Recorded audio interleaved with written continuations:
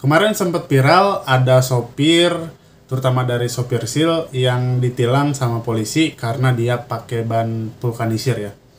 Nah, apa emang benar ban vulkanisir itu menyalahi aturan?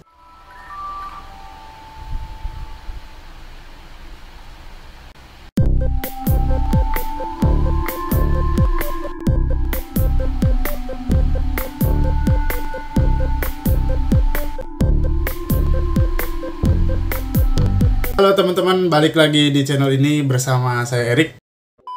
Ngomongin masalah ban ini lumayan rame juga ya untuk sekarang, apalagi di Zaino Indomobil Logistik ya, terutama ban vulkanisir. Nah, sebelum kita bahas lebih lanjut ya teman-teman, perlu diketahui ban vulkanisir itu sebetulnya ban ori tapi sudah habis, lalu ditambah dengan karet dan campuran yang lainnya yang sedemikian rupa sehingga ban itu bisa digunakan kembali ya.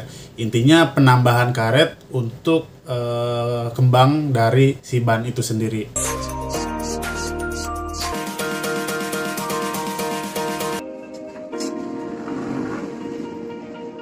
Ban vulkanisir ini sebenarnya biasa digunakan sama ban truk ya. Kalau untuk mobil pribadi biasanya memang tidak diperkenankan atau tidak diperbolehkan untuk divulkanisir kembali. Nah, biasanya memang ban itu ya mobil truk aja. Nah, untuk sepeda motor biasanya itu ban vulkanisirnya hanya di ukir lagi sedemikian rupa. Tapi untuk ban truk itu memang ada penambahan karet lagi, jadi sehingga terlihat tebal. Kalau ngomongin ban, sebenarnya ban itu menjadi komponen yang paling boros kedua setelah bahan bakar ya. Setelah solar itu keduanya ban itu dia yang menjadikan operasional lebih gede dari sebuah perusahaan. Kalau menghitung borosnya itu sekitar 30% dari pemakaian ban menurut salah satu pemilik ban vulkanisir ya. Jadi kalau perusahaan yang nggak menggunakan ban vulkanisir itu dia melakukan pemborosan sekitar 70%. Cuman kan ini nggak tahu ya datanya, dia agar bannya laku aja mungkin ya. Menurut Saidan, yaitu kepala produksi badak vulkanisir ya. Teman-teman mungkin ada yang tahu badak vulkanisir. Nah, dia yang mencetuskan bahwa perusahaan yang nggak menggunakan ban vulkanisir itu melakukan pemborosan sekitar 70%. Untuk casingnya sendiri, ban itu sebenarnya bisa dipakai untuk 2 atau 3 kali. Kalau teman-teman nggak tahu, casing itu ban yang ori yang sudah masa karetnya udah habis, udah gundul gitu ya, itu sebenarnya masih bisa dipakai 2 atau 3 kali. Nah, tujuannya vulkanisir itu sebenarnya selain melakukan penghematan untuk operasional juga bisa mengurangi limbah dari ban itu sendiri. Jadi kan kalau sering dipakai itu masuk ke daur ulang. Bagi ban-ban bekas, profilnya sudah gundul dan tidak aman lagi untuk digunakan. Tetapi apa yang dibuang orang menjadi komoditas berharga bagi sebuah perusahaan. Untuk ban vulkanisir itu sendiri sebenarnya yang direkomendasikan itu sekitar 40 sampai 60 ribu kilometer. Setelah itu memang harus wajib diganti.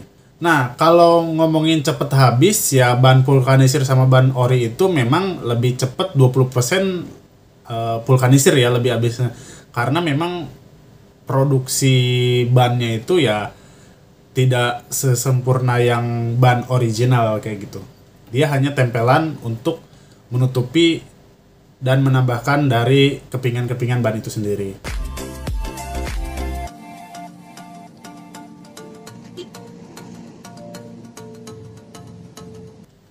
Nah, untuk jenis ban itu sebenarnya ada 2 ya teman-teman. Selama ini taunya ya ban vulkanisir aja.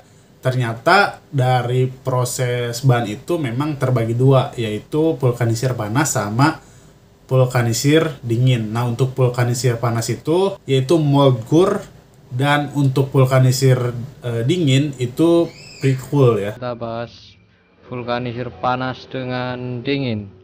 Kalau panas kita kerok ini bagian samping sampai ke atas ini.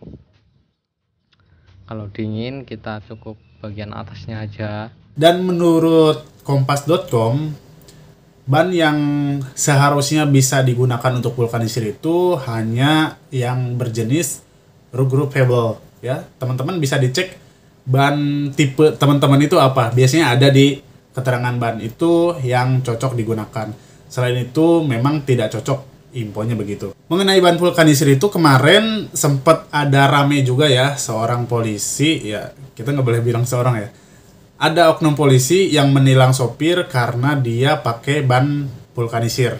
Cuma hal ini kan belum jelas kabarnya ya, cuman ada video dia ditilang dan itu ditilangnya karena apa? Karena ban vulkanisir atau kayak gimana?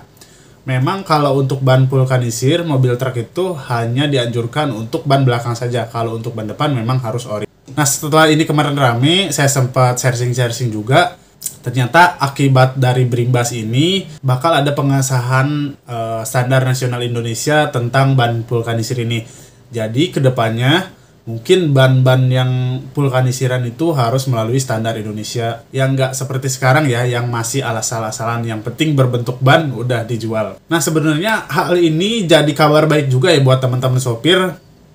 Jadi mungkin kedepannya bakal, walaupun ban vulkanisir tapi sudah melalui standar nasional Indonesia. Jadi nggak ada lagi tuh ban masih tebel tapi di tengah-tengahnya retak besar atau di tengah-tengahnya keluar ban dalam. Nah, di samping itu juga perusahaan mungkin harus lebih putar otak lagi ya, agar operasionalnya bisa tertutupi. Karena kan untuk ban original sama vulkanisir itu memang beda harganya ya. Dan pasti bakal membuat pembengkakan di operasional. Teman-teman tahu sendiri kan kalau sekarang perusahaan jangankan buat untung ya, buat bertahan di operasional aja mereka tuh bener-bener harus muter otak. Apalagi kan di masa pandemi ini banyak perusahaan yang gulung tikar karena nggak mampu gaji karyawannya. Ya, mereka bukan mikirin masalah untung lagi, tapi bagaimana bisa menutup operasional ke depannya. Semoga sih ke depannya untuk ban vulkanisir ini dapat jalan yang terbaik untuk para sopir, untuk para perusahaan, dan untuk para keselamatan di jalan. Intinya kalau misalkan memang ada pengesahan standar nasional Indonesia, jadi semua ban itu harus melewati standar, ya bagus ya, menurut saya itu bagus banget dan semoga bisa efektif ya, dan harganya pun ya semoga lebih murah daripada ban original, jadi biar bisa menutup ongkos operasional dari sebuah perusahaan itu. Kitanya bisa kerja, tetap kerja, perusahaan tetap bisa memperkerjakan kita, dan kenyamanan berkendara bisa tetap dipenuhi sama para driver. Itu aja teman-teman. Terima kasih yang udah nonton. Semoga videonya dapat membantu. Tulis di komentar kalau teman-teman ada yang pengen dibahas ya.